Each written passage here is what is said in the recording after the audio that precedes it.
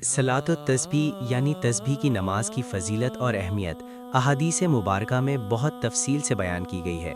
اس نماز کو گناہوں سے معافی کا ذریعہ کہا جاتا ہے۔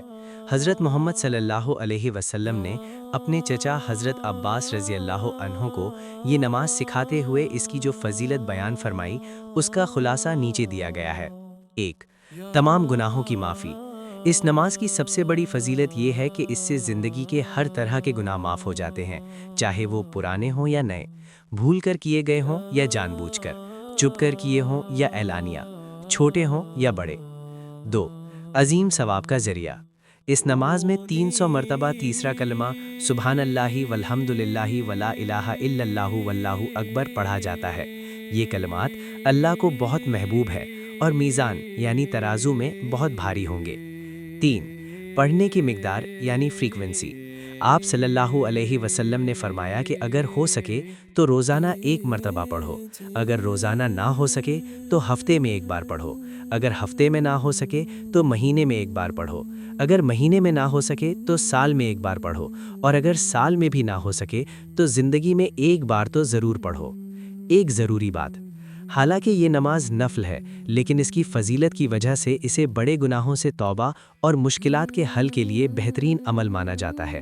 یاد رکھیں کہ حقوق العباد یعنی لوگوں کے حقوق کی معافی کے لیے ان سے معافی مانگنا ضروری ہے، لیکن اللہ اپنے حقوق اس نماز کی برکت سے معاف فرما دیتا ہے۔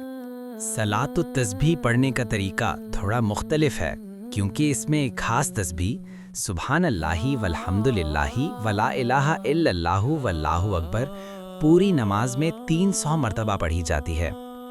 یہ نماز 4 رکعت ہوتی ہے۔ اس کا آسان طریقہ یہ ہے۔ تسبیح کیا ہے؟ سبحان اللہ والحمد للہ ولا الہ الا اللہ واللہ اکبر۔ نماز کا طریقہ رکعت وار۔ ہر رکعت میں 75 مرتبہ یہ تسبیح نیچے دیے گئے حساب سے پڑھی جائے گی۔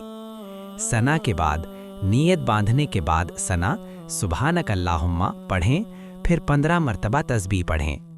قرات کے بعد سورہ فاتحہ اور کوئی سورہ پڑھنے کے بعد رکوع میں جانے سے پہلے 10 مرتبہ تسبیح پڑھیں۔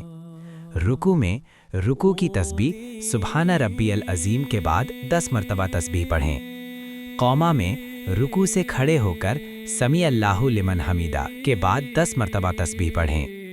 سجدہ اول، پہلے سجدے میں سبحان ربی الاعلیٰ کے بعد 10 مرتبہ تسبیح پڑھیں۔ جلسہ 2 سجدوں کے درمیان، سجدے سے بیٹھ کر 10 مرتبہ تسبیح پڑھیں۔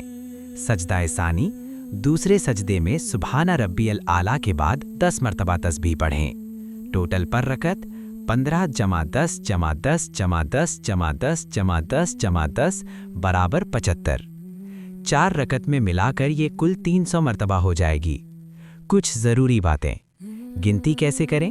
تسبیح انگلیوں پر نہ گنیں، کیونکہ نماز میں ہاتھ ہلانا صحیح نہیں۔ دل میں گنیں یا انگلیوں کے پوروں یعنی جوائنٹس پر ہلکا دباؤ دے کر یاد رکھیں۔